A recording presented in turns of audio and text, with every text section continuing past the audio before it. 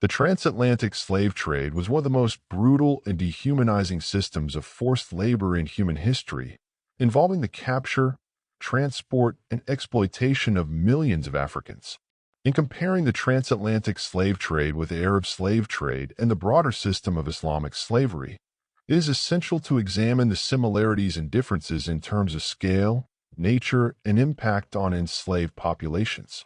While both systems involve the subjugation of African peoples, the motivations, treatment, and social structures surrounding slavery in the Islamic world and the Western world diverged in significant ways.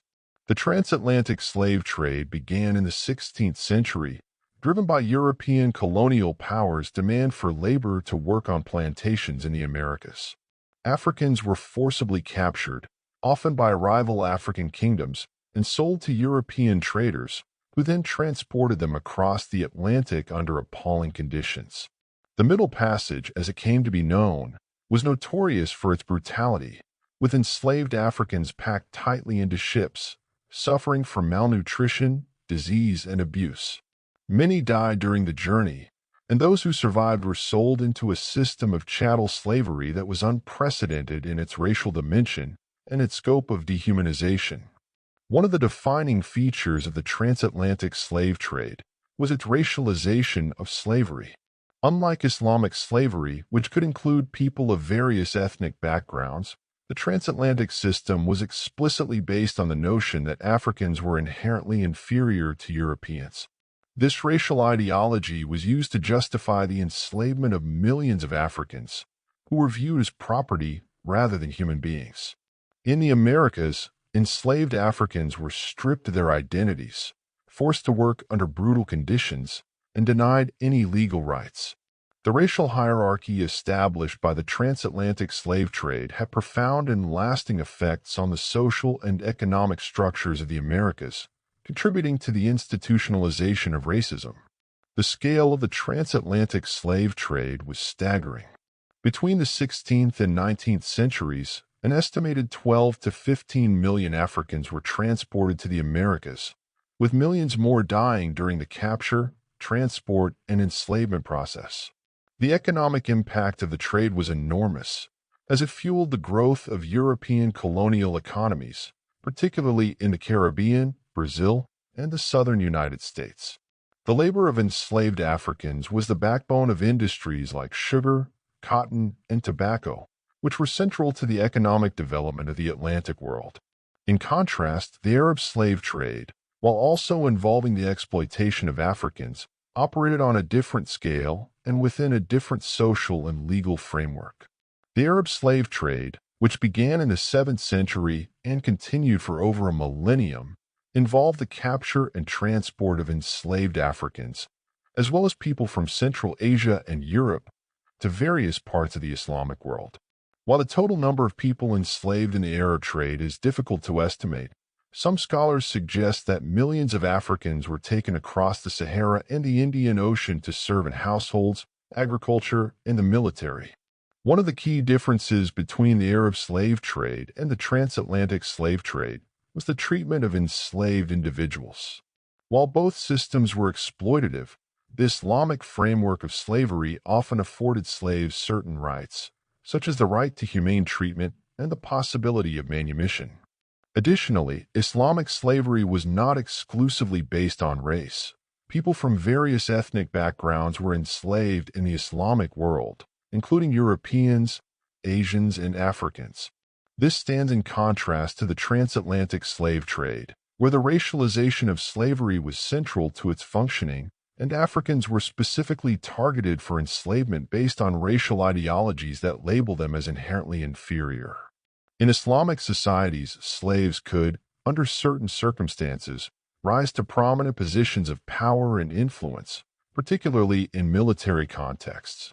The Mamluks of Egypt, for example, were slave soldiers who eventually became rulers of their own state. In the Ottoman Empire, the Janissaries, a powerful military corps, were composed of slaves and Christian boys taken through the Devshirme system. Though their service was coerced, many of these slaves could achieve significant social mobility, a stark contrast to the hereditary racial chattel slavery in the Americas, where social mobility was virtually non-existent for enslaved Africans and their descendants. Another significant difference between the two systems was the role of women in slavery. In the transatlantic slave trade, enslaved African women were often forced into hard labor alongside men, especially on plantations in the Americas. They were also subjected to sexual exploitation and abuse by their owners, but they generally had little chance of rising to positions of influence or gaining freedom. In contrast, in the Islamic world, while many women were enslaved for domestic work or as concubines, there were instances where enslaved women, especially those who bore children to their masters, gained significant influence and power. Some concubines in royal courts, such as those in the Ottoman or Abbasid empires, wielded considerable political authority. The domestic focus of slavery in the Islamic world, particularly in terms of household labor and concubinage, differed from the labor-intensive plantation slavery that dominated the Americas. In the transatlantic system, the demand for labor to cultivate cash crops such as sugar, cotton, and tobacco led to the large-scale importation of enslaved Africans, who were forced to work under brutal conditions. The economic model of plantation slavery relied on the complete subjugation and dehumanization of the enslaved population, with little regard for their well-being or potential for social advancement. In the Islamic world, by contrast, while slavery was still exploitative, many slaves worked in domestic settings, served as soldiers, or held positions in the bureaucratic apparatus, which sometimes afforded them more personal autonomy and opportunities for manumission. Religious justifications for slavery also diverged between the two systems. In the Christian West, defenders of the transatlantic slave trade often invoked biblical passages to rationalize the enslavement of Africans, arguing that slavery was a divinely ordained institution and that Africans were the descendants of Ham, cursed to be servants.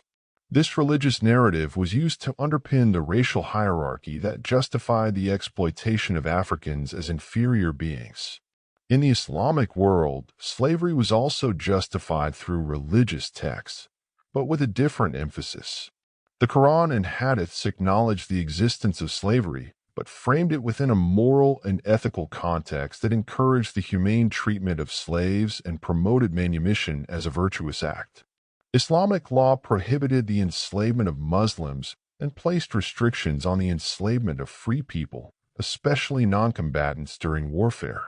However, it is important to note that while Islamic law provided for the ethical treatment of slaves, in practice, there were many instances of abuse and exploitation. The Zanj Rebellion in the 9th century, a revolt of African slaves working in harsh conditions in the marshlands of southern Iraq, serves as a stark reminder that the reality of slavery in the Islamic world was often far removed from its idealized legal framework. Similarly, the transatlantic slave trade, despite the religious justifications offered by its proponents, was marked by extreme brutality, with enslaved Africans subjected to inhumane treatment on plantations and in households throughout the Americas. Economically, the transatlantic slave trade had a profound impact on the development of the Americas, fueling the rise of capitalist economies based on the exploitation of African labor. The profits generated by slave-produced commodities such as sugar, tobacco, and cotton were instrumental in the growth of European colonial empires and the development of global trade networks. In contrast, the Arab slave trade, while economically significant in certain regions, did not have the same transformative impact on global economies. The demand for slave labor in the Islamic world was more localized, with enslaved individuals often working in domestic or military roles rather than in large-scale agricultural production. The legacy of both the transatlantic and Arab slave trades continues to shape societies today. In the Americas, the legacy of the transatlantic slave trade is deeply intertwined with a history of racial discrimination and inequality. The racial ideologies that underpin the enslavement of Africans have had long-lasting effects on social structures, contributing to systemic racism and the marginalization of African-descended populations in the Americas. In contrast, the legacy of slavery in the Islamic world is more diffuse, though it still resonates in regions where slavery persisted into the modern era, particularly in North Africa and the Middle East.